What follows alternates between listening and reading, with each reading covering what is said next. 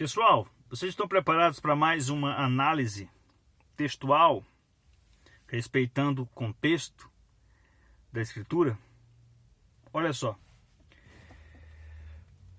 Aos Efésios, capítulo de número 3, versículo 1. Paulo está escrevendo esta epístola para uma comunidade composta de gentios e de judeus. Judeus era a maioria. Mas você percebe em dados momentos ele se dirigindo aos gentios, que faziam parte daquela comunidade, o que chamamos de congregação. Congregação cujo Cristo é o cabeça. Este é o sentido desta palavra congregação, um ajuntamento onde Cristo é o cabeça. Por esta razão, oro eu, Paulo, prisioneiro do Senhor Jesus, em favor de vocês, gentios. Veja, ele está se referindo aos gentios aqui. Certamente vocês ouviram falar da responsabilidade imposta a mim em favor de vocês pela graça de Deus. Cara, que coisa linda. Embora o evangelho a princípio tenha sido dirigida para os judeus, porque a mensagem foi dada aos judeus, porque eles também receberam a lei, receberam os concertos, foram alvos dos pactos, né? Mas Deus tinha um plano de redenção para com os gentios que estavam fora da estrutura da lei, embora muitos pregadores e ensinadores dizem, eles, que a lei de Moisés foi dada a toda a humanidade. Isso é uma mentira, isso é um engano. Qualquer pessoa que lê a Escritura sabe que a lei de Moisés foi dada aos filhos de Israel lá no Sinai. E que a humanidade já era regida por uma lei plantada por Deus na consciência dos homens. Isso é um assunto para uma outra oportunidade. O que eu quero dizer com isso aqui é que Deus não se esqueceu dos gentios. Agora vejam só. Verso 3. Isto é, eu vou ler o 2 novamente. Certamente vocês ouviram falar da responsabilidade imposta a mim em favor de vocês, pela graça de Deus. Isto é, o mistério que me foi dado a conhecer por revelação, como já lhes escrevi em poucas palavras. Ao lerem isso, vocês poderão entender a minha compreensão do mistério de Deus, do mistério de Cristo, perdão. Esse mistério não foi dado a conhecer aos homens de outras gerações, mas agora foi revelado pelo Espírito aos santos profetas, apóstolos e profetas de Deus. Vamos ver uma coisa aqui. Quando Paulo fala de mistério, ele está falando de algo não revelado aos que vieram antes deles.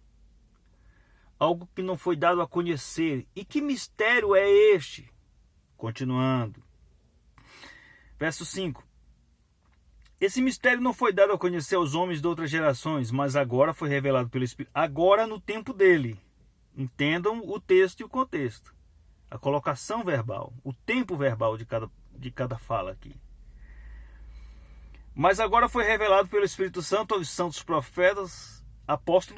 aos santos apóstolos e profetas de Deus, significando que, mediante o evangelho, os gentios são co-herdeiros com Israel.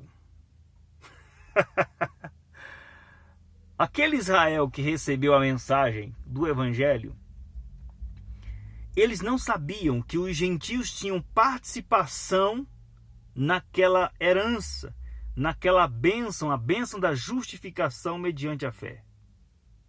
Os judeus tinham que crer na mensagem, tal como os gentios. A diferença é que os judeus estavam sob a estrutura da lei e precisavam de um mediador. É isso que diz o evangelho. Os gentios só precisavam crer no Deus de Israel, assim como creu Abraão, que também estava fora dos pactos, fora da estrutura da lei, que não recebeu uma lei escrita, mas que ao crer no Eterno, ele foi justificado. E quando o apóstolo Paulo escreve aos Gálatas, ele fala o seguinte, tendo a escritura previsto, Gálatas capítulo 4, que Deus justificaria pela fé os gentios, anunciou o evangelho a Abraão. Que coisa linda! E por que não se ensina isso? Vai saber, né? Olha só. Significando que, mediante o Evangelho, verso 6, os gentios são co-herdeiros com Israel, membros do mesmo corpo e co-participantes da promessa em Cristo Jesus. Deste evangelho tornei-me ministro, veja, deste evangelho, desta boa nova, que apresentava judeus e gentios como coparticipantes de um mesmo corpo. Deste evangelho, Paulo recebeu esta revelação. Os apóstolos da circuncisão tinham uma outra missão. Pedro, Tiago, João e os demais tinham a missão de anunciar o evangelho da circuncisão para os da circuncisão. É tanto que em Atos capítulo de número 15 eles têm problemas, porque Paulo foi a Jerusalém expor o evangelho que ele pregava entre os gentios, coisa que eles não faziam, coisa que eles não faziam ideia. Você consegue entender? É isso. Olha só, verso 8. Embora eu seja o menor dos menores de todos os santos, foi-me concedido esta graça de anunciar aos gentios as insondáveis riquezas de Cristo e esclarecer a todos a administração desse mistério, que durante as épocas passadas foi mantido oculto em Deus, que criou todas as coisas. Irmãos, como é bom, como é maravilhoso você ler um texto desse e você entender. É maravilhoso. Esse texto desconstrói uma série de mitos que foram criados em nossa mente. Uma série de coisas que foram nos ditas e a gente acreditou. Eu não estou querendo fazer aqui, fazer com que você se revolte, porque serviu. Serviu de aio. Serviu de aio. A religião ela tem uma serventia. Ela consegue exercer a mesma função que a lei de Moisés exerceu sobre os que estavam sob a estrutura da lei.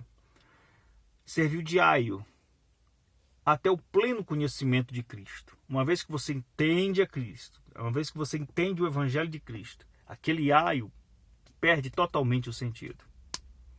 Fiquem todos na graça do Pai.